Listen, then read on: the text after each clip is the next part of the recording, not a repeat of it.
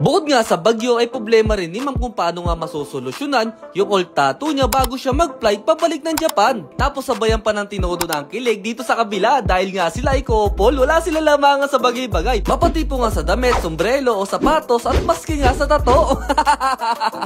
Aray ko, sana all! Sana mo kami, hindi ko nagawa.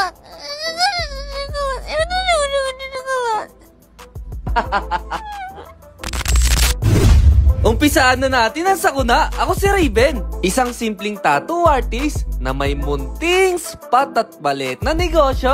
At ang nandito na nga sila sa location ay nagpasis nga sa akin sila bossing dahil nga sila ay nakasasakyan. Pag-usapan na kagad natin ang nakakakilig na project dito kila mamin sir. Sa pinakita nilang vision sa akin, ang reference na pinapaproject nila sa akin ay mga Zodiac sign nila. So nag-custom design nga ako dito. Nirequest sa akin ni bossing kung pwede ko daw ba ito lagyan ng red strip line para nga pag pinagduktong yung dalawang kamay nila ay magduduktong nga yung dalawang tali. At nak ng kwakwa, talaga sinulit nga nila bossing to dahil hindi lang isa, hindi lang dalawa, kundi 5 nga ang pinagawa nila sa akin. At nag-isang reason nga dahil nga naka-promo ako sa permanent tattoo. Then dito naman tayo sa project natin kay ma'am, nagmula pa siya sa Japan. Isang maulan na araw to at bumabagyo. Napapanood nga daw niya yung mga gawa ko realistic tattoo. Oh, akala nyo gagamba na naman na ipapaproject sa akin ni ma'am, hindi. Ang pinapaproject niya sa akin ay isang scorpion. Sa nakita nyo meron siyang previous tattoo na problema ni ma'am. So respeto nga pala sa unang gumawa ng tattoo. Kakalikutin ko po muna to. Nilagyan ko na rin siya ng background at naisip ko nga ditong idea yung Old English sa dark concept. So optional lang ang mga background na ganon. So pwede pa rin kayo mamili kung anong pwede nyo ilagay doon na keme-keme. Si ma'am kasi ay pinagkatiwala na sa akin yung balat niya. Sa nakita nyo hindi ko totally na-dicate yung stencil. Medyo malabo nga pagkalapat ko doon. Pero hindi magiging problema yan dahil kayang-kaya ko nga siya i-freehand. At sa mga ganitong project na medium sizes colored lang ay inuuna ko nga dito yung mga black part. So yung ginagawa kong ganyan style ay sariling opinion ko lang. Iba-iba talaga specialty natin ng mga artist.